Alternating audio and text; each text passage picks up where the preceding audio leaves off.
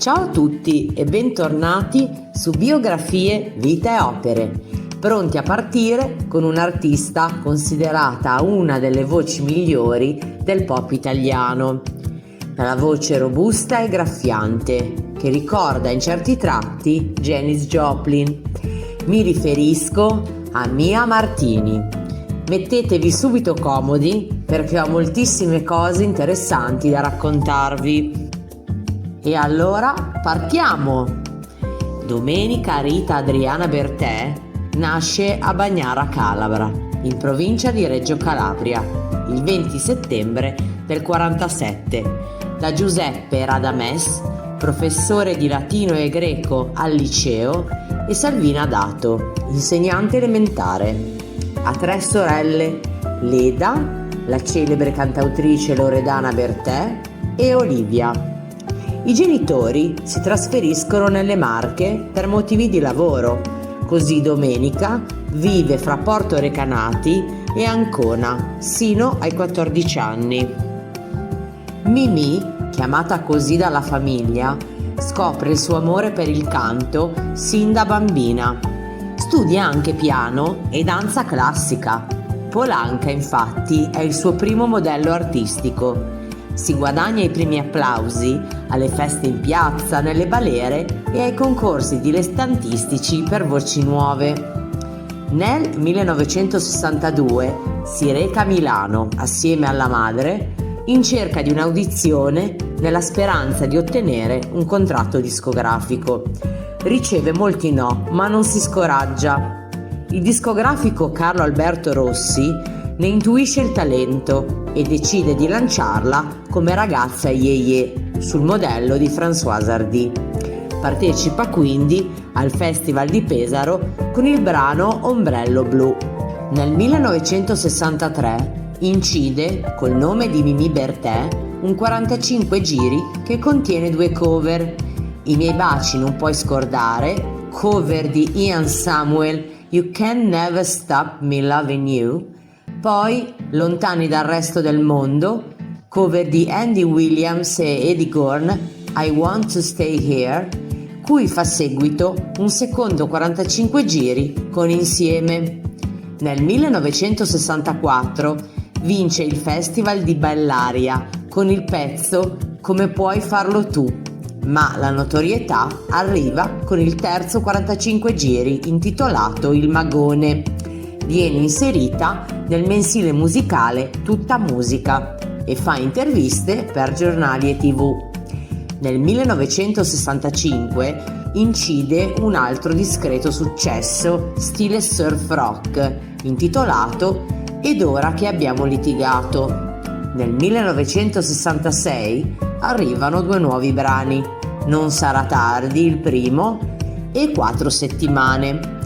Purtroppo l'interesse del pubblico è scarso e per qualche anno non verrà pubblicato niente.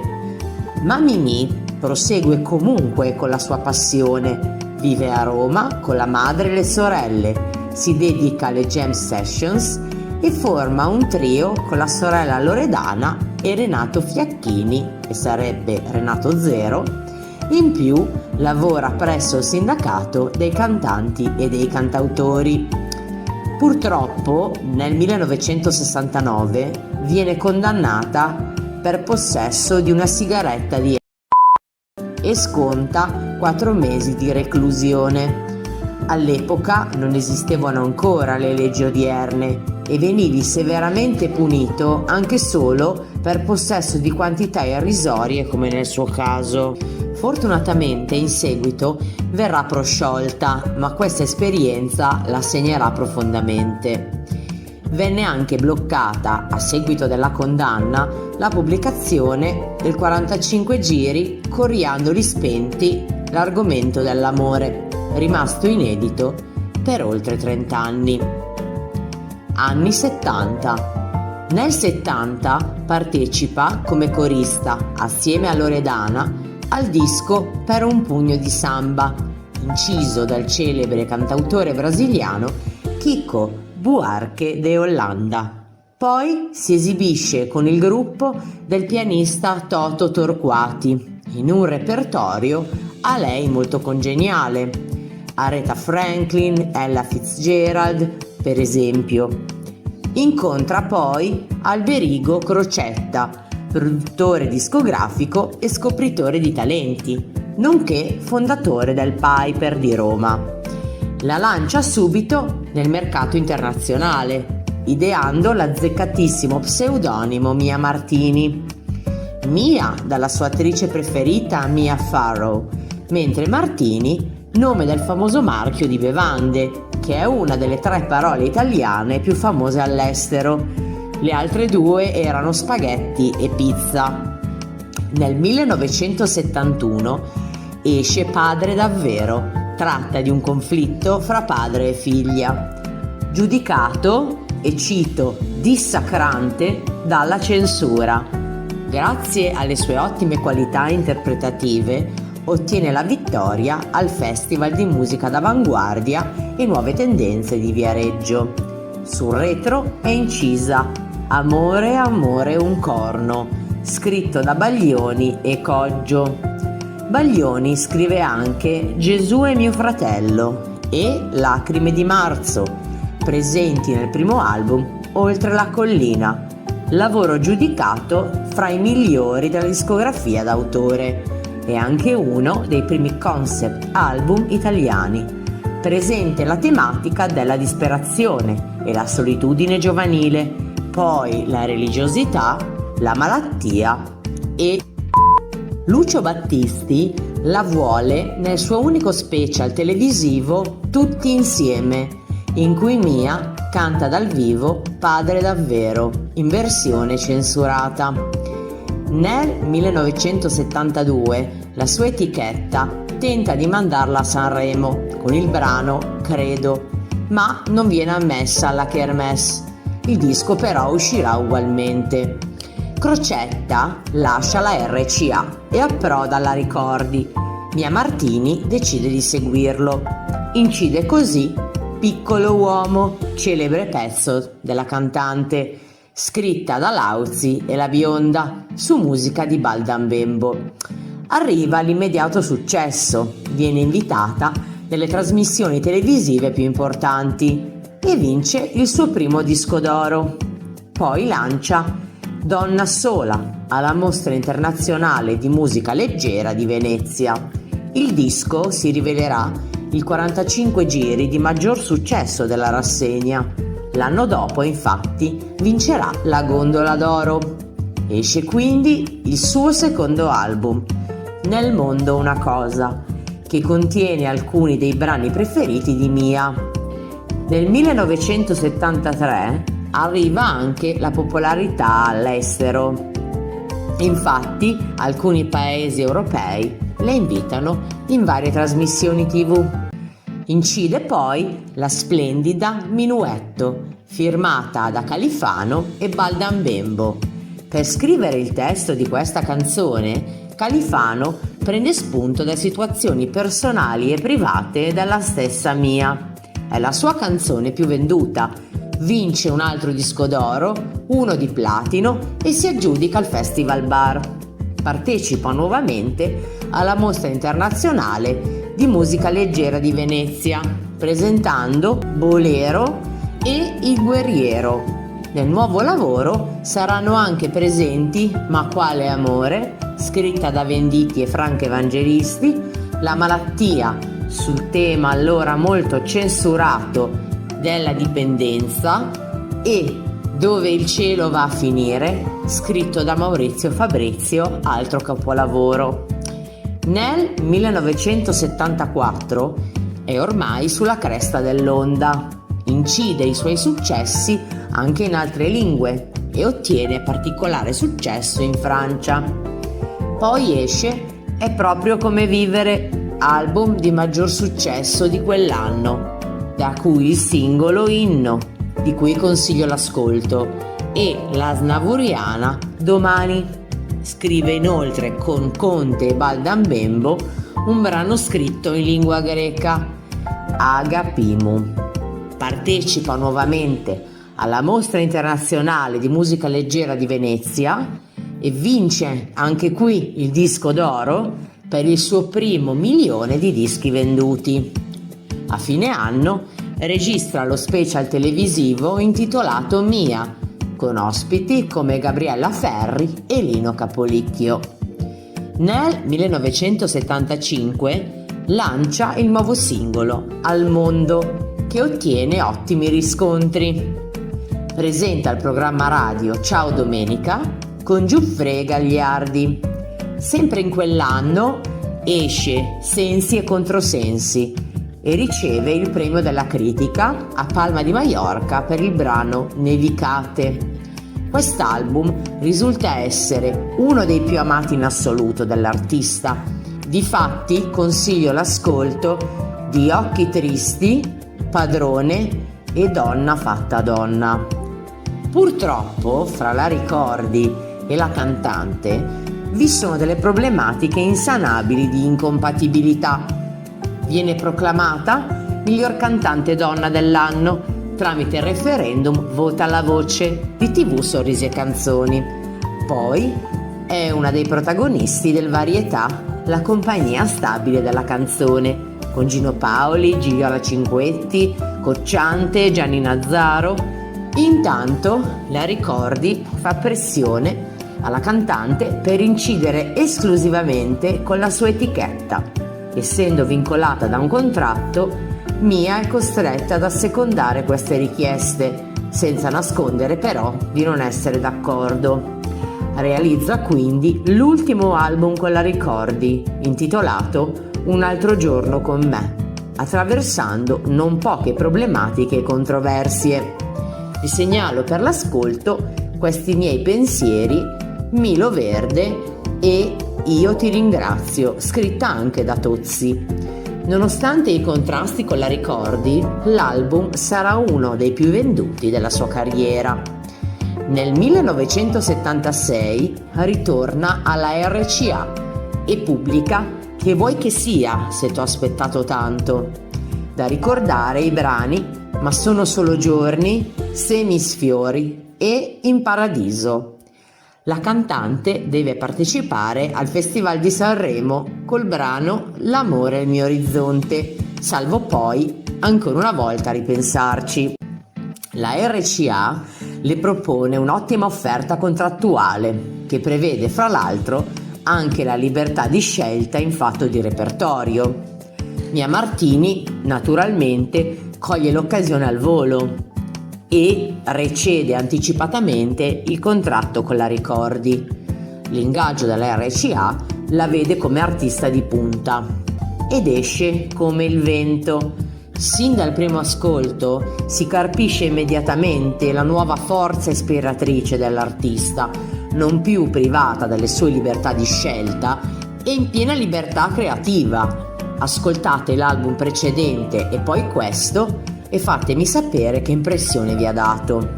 L'album alterna momenti di tensione, momenti melodici a brani più di tendenza.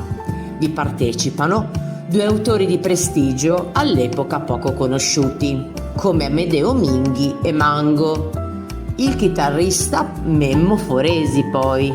Spicca il brano Io donna, io persona, il cui consiglio l'ascolto, e l'intensa preghiera. Ottiene un ottimo successo e la Rai realizza a colori uno special omonimo, oltre a trasmettere in radio un concerto in esclusiva. In estate Mia si esibisce in alcuni importanti palchi italiani e internazionali. Partecipa nuovamente sia al Festival Bar, dove ottiene un buon piazzamento, sia per la terza volta alla Mostra Internazionale di Musica Leggera a Venezia. L'anno termina con la registrazione dal vivo di uno special per la televisione francese, con la collaborazione di Sergio Enrigo. La cantante viene citata in tribunale dalla Ricordi per inadempienza contrattuale.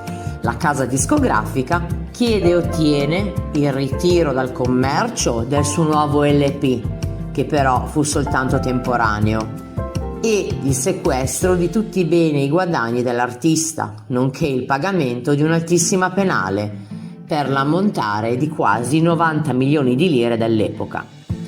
Durante il concerto televisivo tenuto in Francia, Mia viene notata da Aznavour, il quale viene colpito dall'intensità del suo stile e dalla sua notevole robustezza vocale. La vuole accanto a sé per una serie di spettacoli teatrali, fra il quale Sistina a Roma. Nel 1977 viene scelta per rappresentare l'Italia all'Eurovision Song Contest con il brano Libera, singolo che viene inciso in varie lingue e pubblicato in vari paesi, anche in Giappone e parecchi altri, dove riscuote un ottimo successo malgrado sia arrivata 13ª.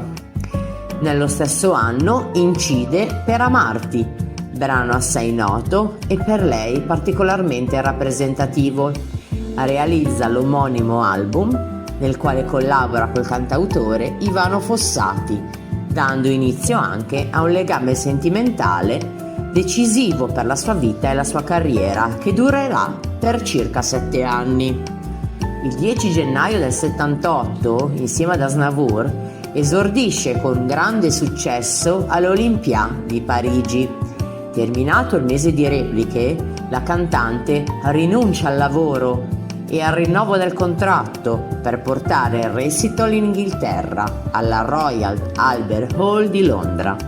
Sfuma dunque la possibilità di realizzare un album in duo, come da precedenti accordi. Finalmente la sua attività è ora contraddistinta da un autentico spirito di esclusivo interesse artistico che la porta a valutare i progetti che le interessano davvero, senza più dover sottostare a stringenti pretese. Nel frattempo sopraggiungono nuovi contrasti con i suoi discografici.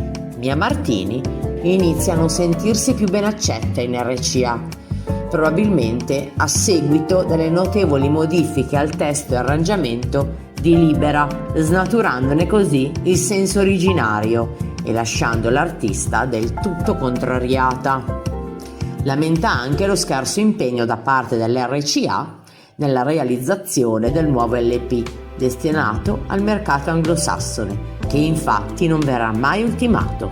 Accuserà pubblicamente l'etichetta di aver boicottato i suoi lavori e di averla ostacolata creando intorno a sé un ambiente ostile. Mia Martini quindi passa alla Warner Bros. Records, unica etichetta disposta a pagare l'intero debito contratto con la RCA a seguito dell'anticipata rottura contrattuale. In brevissimo tempo viene realizzato e inciso il 45 giri Vola, continuando la collaborazione con Fossati, che a fine anno si estenderà nell'intero album Danza, di grande spessore e considerato uno dei suoi lavori migliori. Ma i rapporti con Fossati si complicano e in seguito a ciò sfuma una sospirata collaborazione con Pino Daniele, che prevedeva la realizzazione del successivo album. Anni 80. Nel 1981, dopo un anno di silenzio a causa di 2 difficili interventi alle corde vocali, l'artista si propone come cantautrice. Realizza per la casa DDD di Galanti l'album Mimi, 10 brani quasi interamente scritti da lei. Da citare Parlate di me, Sono tornata e Del mio amore. I singoli sono E ancora canto e Ti regalo un sorriso, presentati al Festival Bar. Ottiene un buon successo, ma la cantante dichiara di aver avuto molte difficoltà dovute a una certa forma di ostracismo nei suoi confronti. Dichiarerà infatti: dopo l'uscita del mio disco dovevo partecipare a Saint-Vincent, ma Gianni Ravera non mi ha voluto. Dovevo realizzare uno special televisivo che la Rai mi aveva assegnato, ma il funzionario addetto al programma alla fine me lo ha negato. Un programmatore radiofonico e televisivo che sta curando la realizzazione di un programma estivo per la rete ha detto chiaramente ai miei discografici che è molto meglio che io stia alla larga dalla sua troupe, perché porto iella. Tante grazie per questo contributo all'intelligenza, ma ti sembra giustizia? Ormai ho smesso anche di odiarli e di soffocare la mia rabbia e di disperarmi. Nel 1982 tenta un rilancio, partecipando a Sanremo con il brano E non finisce mica il cielo di Ivano Fossati. Anche di questo ne consiglio l'ascolto. La giuria la premia istituendo per lei il premio alla critica denominato Premio Mia Martini, a seguito di un'esecuzione magistrale. Nello stesso anno esce Quante volte ho contato le stelle, con la splendida Quante volte, uno dei suoi più grandi successi, arrangiata da Shel Shapiro. Ottime le vendite, superate infatti le 70.000 copie. Mia Martini dedica questo album al padre. Stelle e Bambolina sono farina del suo sacco e Vecchio sole di pietra su musica di Fossati. Il 1983 è invece un anno burrascoso per la donna. Viene a mancare il suo road manager, termina la relazione con Fossati e chiude temporaneamente per circa 10 anni i rapporti con la sorella Loredana e non si placano le dicerie negative nei suoi confronti. Decide quindi di ritirarsi dalle scene. Infatti dichiarerà: la mia vita era diventata impossibile. Qualsiasi cosa facessi ero destinata a non avere alcun riscontro e tutte le porte mi si chiudevano in faccia. C'era gente che aveva paura di me. E poi prosegue: eravamo ormai arrivati all'assurdo, per cui decisi di ritirarmi. Un breve accenno all'origine di queste dicerie. Un impresario, tale Padeddu, offrì a Mia nel 70 un'esclusiva vita. Lei rifiutò perché questo tizio era inaffidabile. Dopo qualche giorno, tornando dalla Sicilia, la cantante viaggiava su un pulmino in cui purtroppo persero la vita 2 ragazzi a causa di un incidente. Ciccio Piper, soprannome di Padeddu, colse la palla al balzo per darle della portatrice di sventure. Mia Martini ripercorre quindi le tappe più importanti della sua crescita musicale, organizzando 2 concerti evento al Teatro Ciak di Milano, dal nome Miei compagni di viaggio, reinterpretando autori a lei cari come Lennon, Newman, De André, Tenco, eccetera. Partecipano la sorella Loredana, Fossati, Cristiano De André. Da menzionare il brano E ora dico sul serio, non vorrei cantare più, come conclusione dello spettacolo, intrisa di emozione e significato per la difficile situazione vissuta dall'artista. Nel 1985 la sua casa discografica tenta il rilancio al Festival di Sanremo. Il brano Spaccami il cuore è scartato sin dalle selezioni, anche qui ostracismo. Emarginata dal mondo dello spettacolo e visibilmente provata anche dalla fine del rapporto con Fossati, si ritira nella campagna umbra, esibendosi in località di provincia. Nel 1989 Gianni Saint-Just, discografico e musicista che aveva già collaborato con lei anche alla Ricordi, la riporta sulle scene. Affida il progetto alla Fonit Cetra, fra l'altro l'unica a essersi resa disponibile, nelle mani di Lucio Salvini. Saint-Just recupera un brano rimasto inedito al tempo di Piccolo Uomo. Il brano è Almeno tu nell'universo. Finalmente il pezzo viene ammesso a Sanremo e vorrei anche vedere, direi, dove Mia Martini vince nuovamente il premio della critica. È un assoluto trionfo. Il consenso man mano è sempre maggiore, concludendosi il tristissimo periodo nero causato dall'invidia e dall'ignoranza della gente. Analizzando un momentino la questione proprio come è nata, è nient'altro che pura follia, secondo me, e fortunatamente Mia ce la fa. Merita moltissimo come artista e il pubblico non può di certo restare indifferente. Parte quindi per una tournée.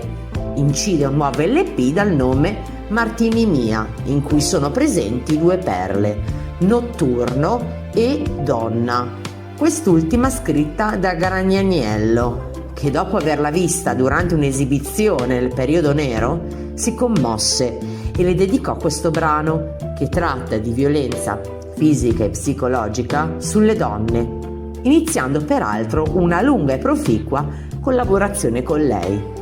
Donna è anche disco d'oro.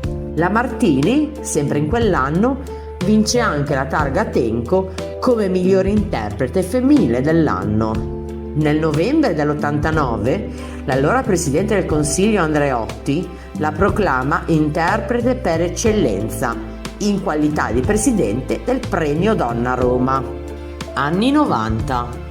Nel 1990 vince per la 3ª volta il premio alla critica a Sanremo col brano La nevicata del 56, inserito nell'album La mia razza, che spazia da sonorità etniche a melodiche e ai ritmi latini. Invito all'ascolto di Danza pagana e Un altro Atlantico. È anche presente Io e la musica di Minghi e Domani più su di Ruggeri e Dodi Battaglia. Sempre in quell'anno collabora con Baglioni nella canzone Stelle di stelle, unico duetto del cantautore. Nel 1991 pubblica Mi basta solo che sia un amore, una raccolta delle sue canzoni d'amore più belle in versione originale. Quindi tiene 12 concerti in cui ripropone brani del proprio repertorio e di altri cantautori in versione jazz. I concerti sono documentati in Mia Martini in concerto. Poi, sul finire del 91, incide con Murolo lo splendido brano Con me di Gragnaniello. Nel 1992 torna a Sanremo con la perla Gli uomini non cambiano, uno dei suoi maggiori successi, e arriva al 2° posto. Esce l'album Lacrime, disco d'oro, nonché uno dei più venduti. Si avvale delle firme di Antonacci, Gragnaniello ancora, Piccoli e Cavallo. Rappresenta quindi l'Italia all'Eurofestival in Svezia quell'anno, con Rapsodia, incluso nella raccolta dei suoi brani più noti rimasterizzati, che si intitola Rapsodia al meglio di Mia. Riceve gli elogi del pubblico svedese. Dopo circa una decina di anni recupera il rapporto con Loredana, che nel frattempo si è sposata col tennista svedese Borg e poi separata. Sarà Mimì ad incoraggiarla per tornare alla carriera di cantautrice. Loredana accetta e duettano assieme a Sanremo 93 nel brano Stiamo come stiamo, definita canzone assolutamente splendida sul disagio nei nostri tempi. Non riesce tuttavia a convincere le giurie, anche a causa dei battibecchi continui fra le 2 sorelle. Sempre nel 93 incide Vienem insieme a Gragnaniello e Murolo. Il brano non riceve molto riscontro a causa del rifiuto della Martini di promuovere il brano, dovendosi esibire al fianco di Murolo senza ricevere alcun compenso per il lavoro svolto. E ha perfettamente ragione, è lavoro, non beneficenza. Secondo il libro di Pippo Auliera, Mia Martini, la regina senza trono, cito: la casa discografica Polygram la obbliga a presentarsi a Sanremo 94 per le selezioni. Il brano E la vita racconta viene scartato e comunque la cantante stessa non era convinta. Dopo queste discordie passa alla RTI Music e qui termina l'incisione del nuovo album. Questo purtroppo sarà anche l'ultimo disco della sua vita. ovvero La musica che mi gira intorno, in cui interpreta molti dei suoi autori preferiti, e ne cito alcuni. Abbiamo Dalla con Stella di Mare, De André con Fiume Saint Creek, De Gregori con Mimì Sarà, Zucchero con Diamante e naturalmente 3 pezzi di Fossati, più altri capolavori del genere. Il progetto vero e proprio di Mia Martini, in realtà con quel disco, era appena nato. Aveva intenzione di realizzarne altri, in cui reinterpretava ad esempio i classici napoletani, che avrebbe intitolato Napoli Mia, e i napoletani moderni con Pino Daniele, artista che lei amava molto. Poi il progetto avrebbe virato all'estero, con tributi a Tom Waits e Billie Holiday ad esempio. Nel marzo del 1995, 2 mesi prima della morte, Mia Martini annuncia di voler realizzare un album dedicato completamente alla luna, dal titolo Canto alla luna, brano del 78 scritto per lei da Fossati e pubblicato nell'album Danza. Per il 96 era inoltre prevista una collaborazione con Mina. Le 2 cantanti si stimavano molto, ma non solo, erano anche amiche. Sarà proprio Mina la prima cantante a dedicarle un omaggio musicale, interpretando Almeno tu nell'universo. La morte. La cantante, già da qualche anno, soffriva di un fibroma all'utero e non intendeva sottoporsi al necessario intervento chirurgico, temendo possibili cambiamenti al suo timbro vocale. Assumeva perciò dosi eccessive di antidolorifici, secondo familiari, amici e colleghi.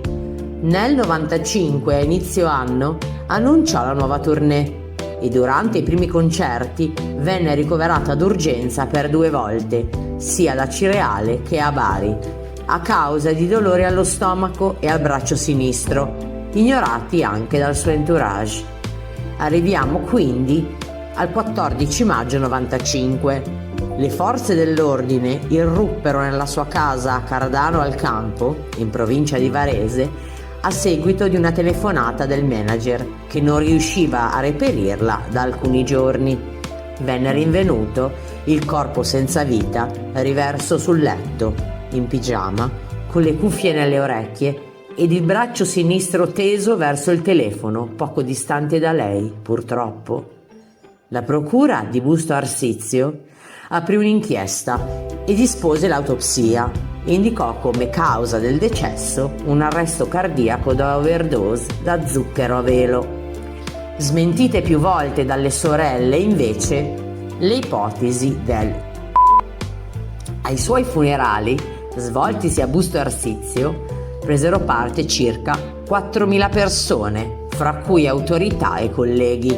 Dopo le esequie, il corpo fu cremato, ottemperando la volontà del padre. Le ceneri vennero deposte nel cimitero di Cavaria con Premezzo accanto ai nonni. L'inchiesta sul decesso venne archiviata però in tempi brevi.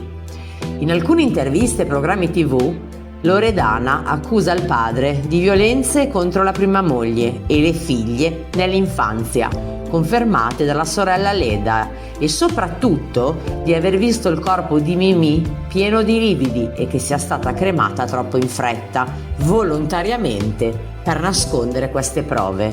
La faccenda va nel dimenticatoio. Il padre morrà nel 2017 e sarà seppellito accanto a Domenica. Veramente moltissimi gli omaggi a lei dedicati post morte, musicali, televisivi e cinematografici, nonché le sono state intitolate piazze, un monumento nel suo paese Bagnara Calabra, strade, un anfiteatro, numerose vie, un parco ed altre aree pubbliche in tutta Italia.